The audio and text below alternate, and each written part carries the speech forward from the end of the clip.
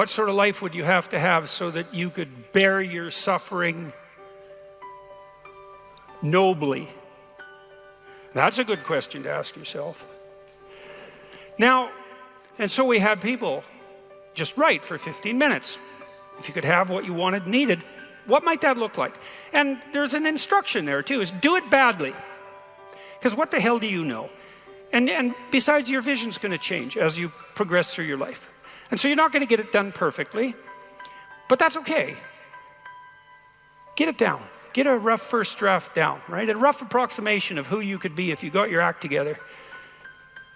And not who other people think you should be, you know? Although that might enter into it because you don't want to be completely...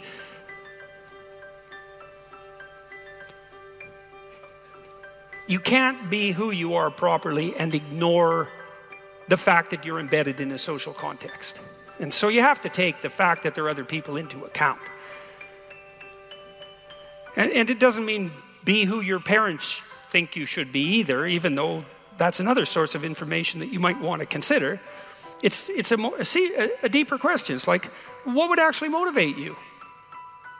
And you might think, well, I could never have that. It's like, that's not the question that's being addressed here. Although I would say,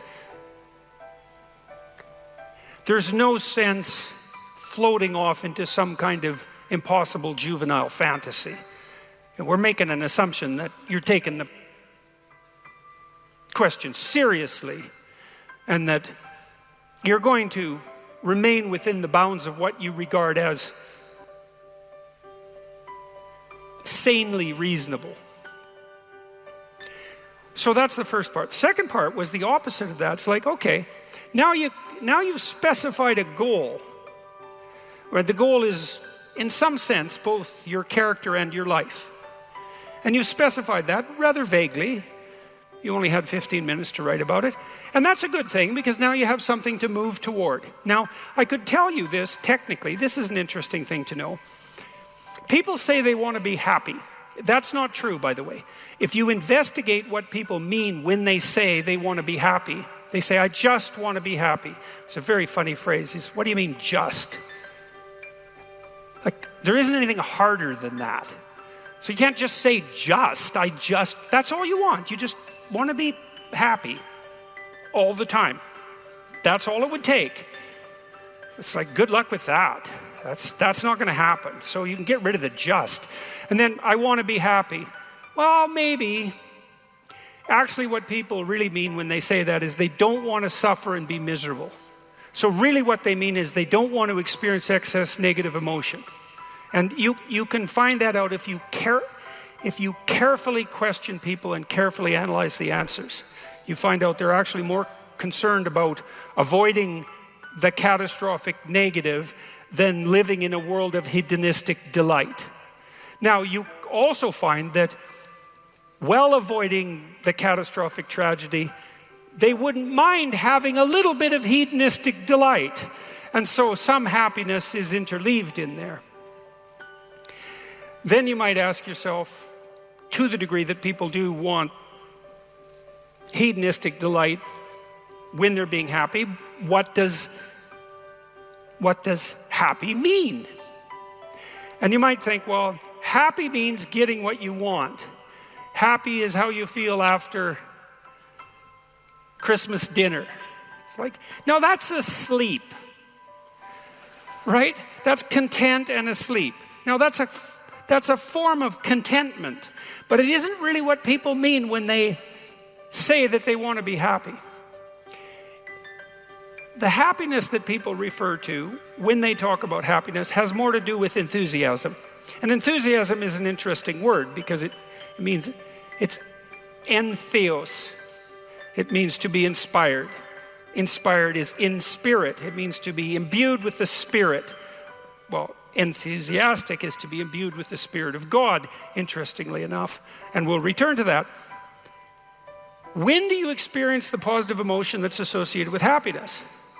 The answer is, not when you've attained a goal, but when you're pursuing one.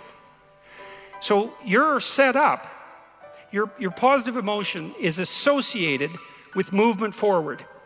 You could say that your positive emotion is the psychological equivalent of forward movement, just as your negative emotion is the psychological equivalent of freezing or retreating.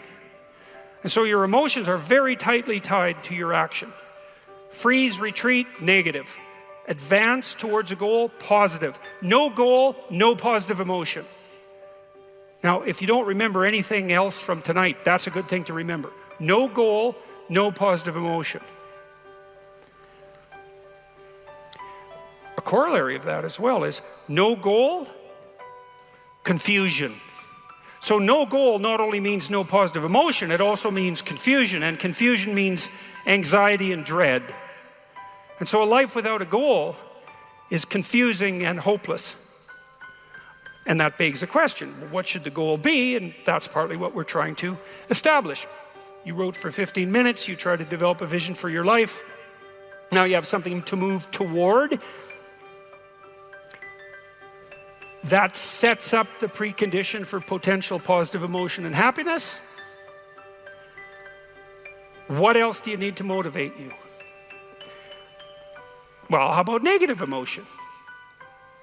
So what do you do with that? Well, negative emotion can stop you. You might think, well, I'd like to get a better job, but I'm afraid of putting myself out in the job market. I'm afraid of being evaluated. I'm afraid that if I tried something more difficult, I might fail. Then you have your negative emotion opposing you, right? It's anxiety is stopping you. And fair enough, because there are things to be anxious about. But what if you could get your negative emotion behind you, pushing you instead of stopping you? Sometimes in my clinical practice, I would have clients who hated their job. They're laboring under the thumb of a tyrant. And maybe that was partly because they'd turned themselves into slaves. But it didn't matter. They were laboring under the thumb of a tyrant. They needed to make a move, laterally or up. They needed to make a move.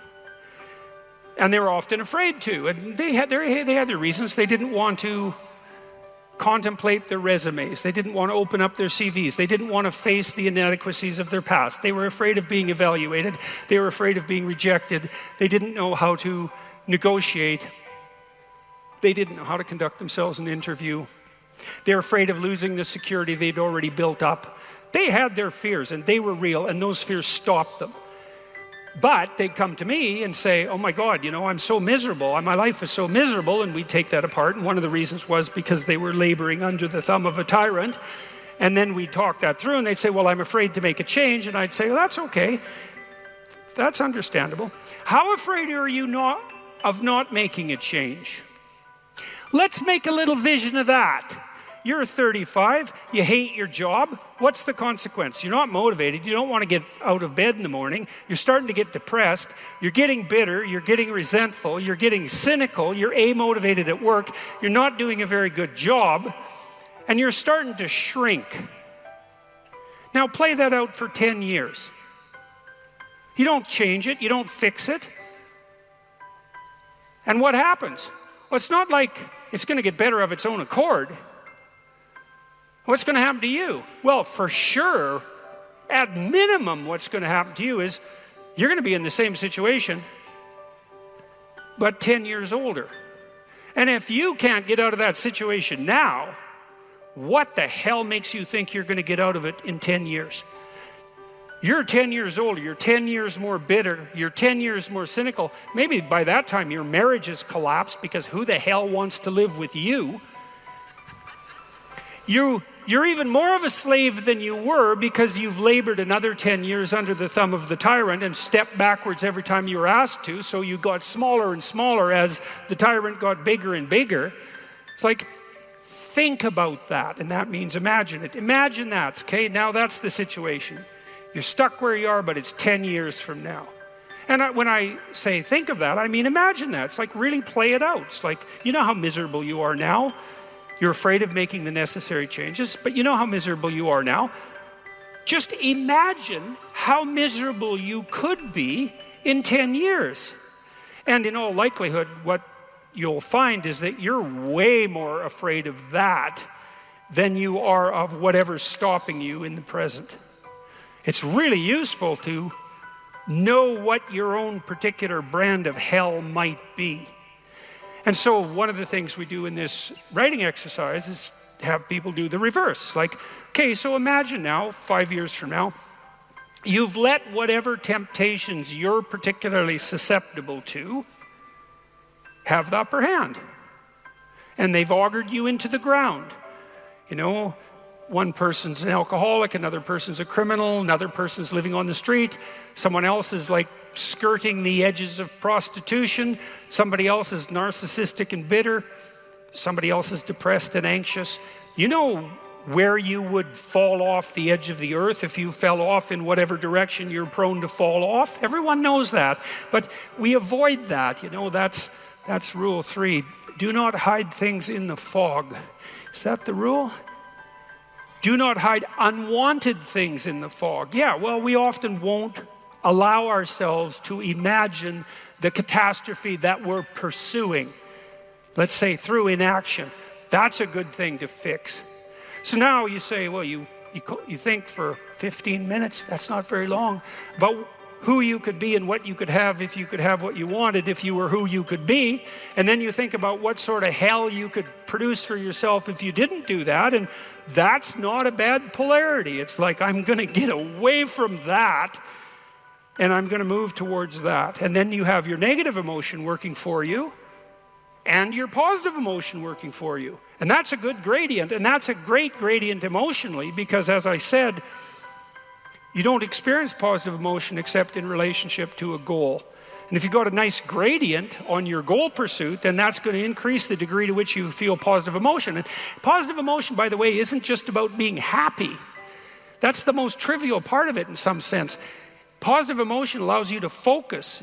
It's the soul of concentration. It's the essence of enthusiastic motivation. When you say, I really want to do that, that statement is predicated on the existence of positive emotion. It's the fact that the goal beckons to you that makes you say, I want to do that. And you know how much easier it is to do something you want to do than to do something you don't want to do.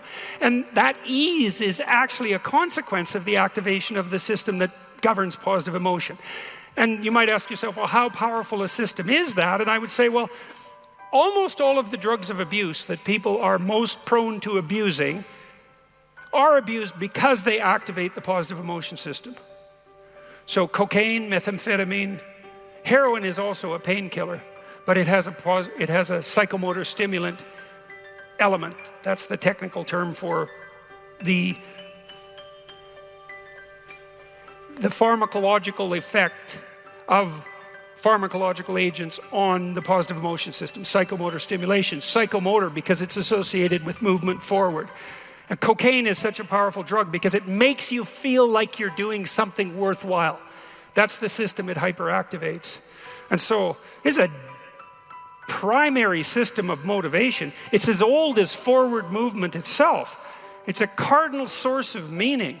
And it only manifests itself in relationship to a goal.